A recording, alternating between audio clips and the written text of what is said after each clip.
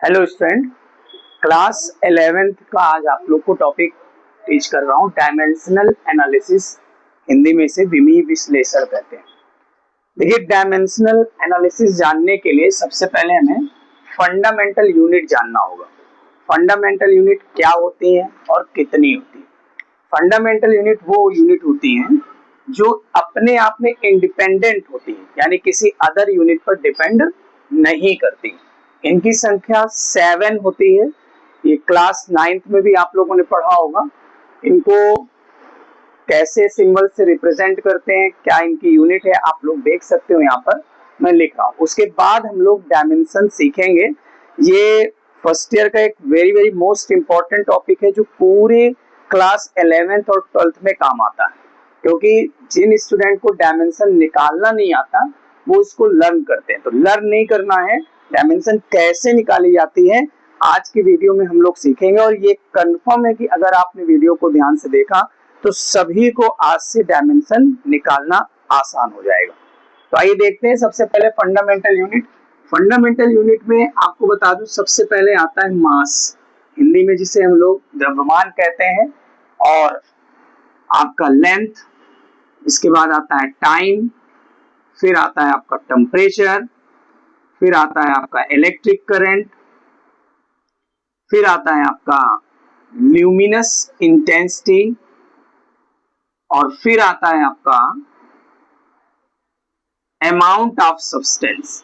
सभी को ध्यान रखना है कि इन यूनिट को बहुत ध्यान से समझना है। मास के लिए हम लोग यहाँ पर किलोग्राम लिखते हैं, लेंथ के लिए हम लोग मीटर लिखते हैं, टाइम के लिए सेकंड लिखते हैं, टेम्परेचर के लिए केल्विन लिखते हैं, और इलेक्ट्रिक करंट के लिए एम्पियर लिखते हैं, और ल्यूमिनस इंटेंसिटी के लिए कैंडेला लिखते हैं, और अमाउंट ऑफ सब्सटेंस के लिए मोल लिखते हैं।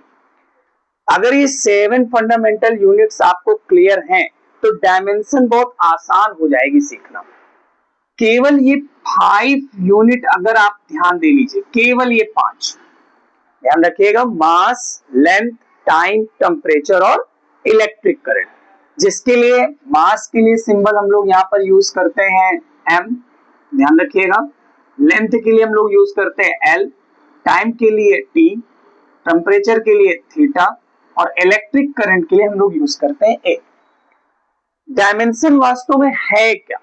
डायमेंशन एक पावर होती है जो बेस के ऊपर आती है। जैसे मान लीजिए मैंने x लिखा तो इसमें पावर 2 मैंने लगाया, तो ये आपके सामने एक तरीके से डायमेंशन क्या होती, पावर होती। लेकिन बेस की जगह पर हमें इन फंडामेंटल यूनिट को लेना होगा। फिर से एक बार समझिएगा, डायमेंशन एक तरीके से पावर होती है जिसमें आपको क्या करना है, जो फंडामेंटल यूनिट हमारी है उनमें ये पावर आपकी लगेगी, तो वो आपकी क्या कहलाएगी, फिजिक्स के अकॉर्डिंग डायमेंशन कहलाएगी।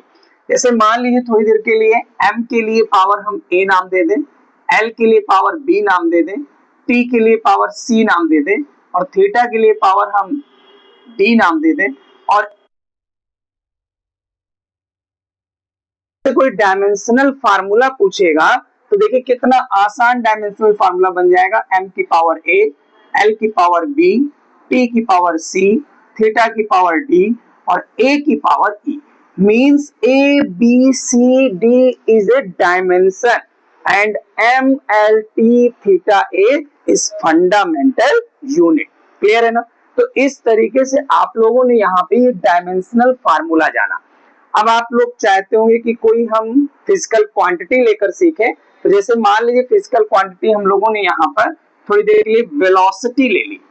अब वेलोसिटी में हम लोग को पता है कि जो फार्मूला होता है डिस्प्लेसमेंट अपॉन में टाइम होता है, ठीक है ना। डिस्प्लेसमेंट आपका लेंथ है। और एक चीज गौर करिएगा, जब भी डायमेंशन हम लोग लेंगे तो ब्रैकेट जरूर लगाएंगे। जैसे सिंबल L ले रहे हैं तो इसमें आप लोग ब्रैकेट इस्तेमाल जरूर करिएगा। टाइम के लिए हम लोग यहाँ पर कैपिटल T लेंगे, तो हमारे पास वेलोसिटी का जो डायमेंशन आया LT की पावर -1 आया। अभी तो मैंने बहुत इजी डायमेंशन शुरू किए हैं आज। अभी आपको अगले वीडियो में मैं और भी क्या कहते हैं डायमेंशन बताऊंगा, लेकिन इसमें और भी सीरीज चेक कर लेते हैं। जैसे एक्सेलरेशन, सपोज करिए एक्सेलरेशन की डायमेंशन अगर हमें निकालनी है तो ध्यान रखना है एक्सेलरेशन की डायमेंशन के लिए change in velocity upon time होता है formula, change in velocity upon time interval भी कह सकते हैं, टाइम इंटरवल, टाइम इंटरवल। तो चेंज इन वेलोसिटी की जो डायमेंशन आएगी वो यही आएगी, क्योंकि वेलोसिटी कोई भी हो आपको ध्यान में रखना है, वही रखना होगा, lt की पावर -1 और टाइम के लिए यहाँ पर t लिख देंगे। ये पावर फिर ऊपर जाएगी तो lt की पावर -2 हो जाएगी। आप चेक कर पा रहे होगे कि जो डायमेंशन आपकी बनकर आ रही है वो -1 और 1, यहाँ पर -2 और इसमें 1, जब कोई पावर नहीं होती तो 1 लेते हैं। इसको आप लोग इस तरह इस फार्मूले के बेस पे भी लिख सकते हो। तो जो जो सिंबल्स नहीं है उसमें पावर 0 लग जाएगा और जो सिंबल है उनमें वही वैल्यू आएगी। जैसे L है तो पावर 1 आएगा, T है तो पावर -2 आएगा, बाकी सभी में आपका 0 आएगा। तो आप यूज करना चाहे तो यूज करें, नहीं तो यही डायमेंशन इसकी मॉडिफाई होती है या क्लियर होती है जो आप लिख सकते हैं, ठीक है ना। अब इसकी हेल्प से हम आपको फोर्स की डायमेंशन निकाल कर दिखाते हैं।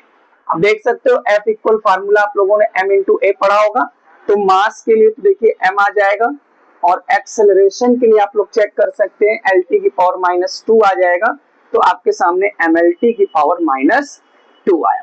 तो बेटा नेक्स्ट वीडियो में मैं आपको और भी इसके आगे की डायमेंशन सिखाऊंगा, पहले हम लोग इसकी प्रैक्टिस करेंगे। ओके बेटा।